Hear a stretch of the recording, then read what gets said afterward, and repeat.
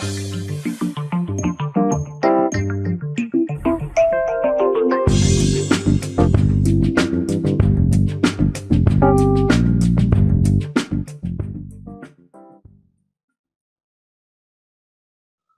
everybody, this is International Master Sam Shankland, and I'm here to start a short new series about some of the themes in the Spanish game, or the Ruy Lopez opening, which goes as such. White will play e4, and black e5, knight f3, knight c6, and bishop b5.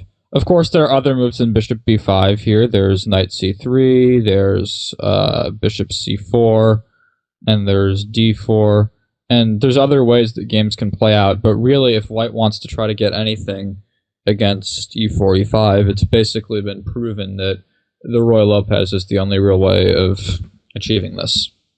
So we're starting to get into a lot of rich chess, where there's many positional ideas, and oftentimes the game will be more of a positional maneuvering type, but then at some particular point really open up and get really tactical. So there's a few lines I'd like to just mention really quickly that I'm not really going to go over in any detail because it's just a different kind of theme. There's the exchange variation of the Ruy Lopez. A6 is black's main move here. And the exchange variation is bishop takes c6.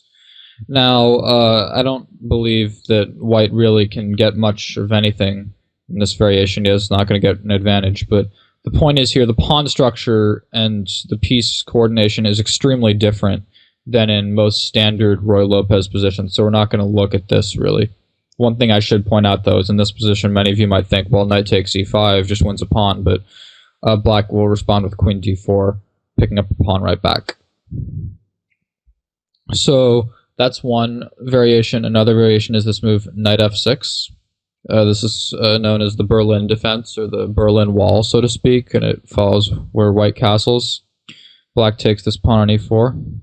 White plays d4. And now black plays sort of a funny-looking move, knight d6. The point is, he wants to either play e4 or e takes d4, but if he takes on d4 now, then white plays rook e1. He eschews taking this pawn on d4 back. Black then has to play something like d5, after which white plays knight takes d4, pinning this knight too, and there's always tons of pressure, and it's likely that black's going to end up in serious trouble.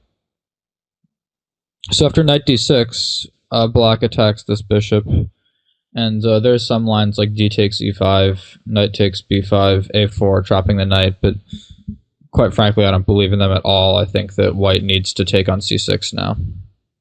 Black takes back with the d-pawn, white plays d takes e5, and then knight f5, queen d8, king d8, and there's lots of ways of playing this. Basically, black can't castle, he's a bit down in development, and white and his pawn structure is crippled, but he does have a very solid position and the bishop pair, which in the long run is going to be a big asset. We hope you enjoyed this video demo from Chess.com. Subscribe today to finish this video and get unlimited access to our full video library. Your membership also includes access to Chess Mentor, the most advanced interactive training tool available anywhere. You'll also get full access to the Opening Explorer, Tactics Trainer, and much, much more. So sign up today and get serious about improving your game.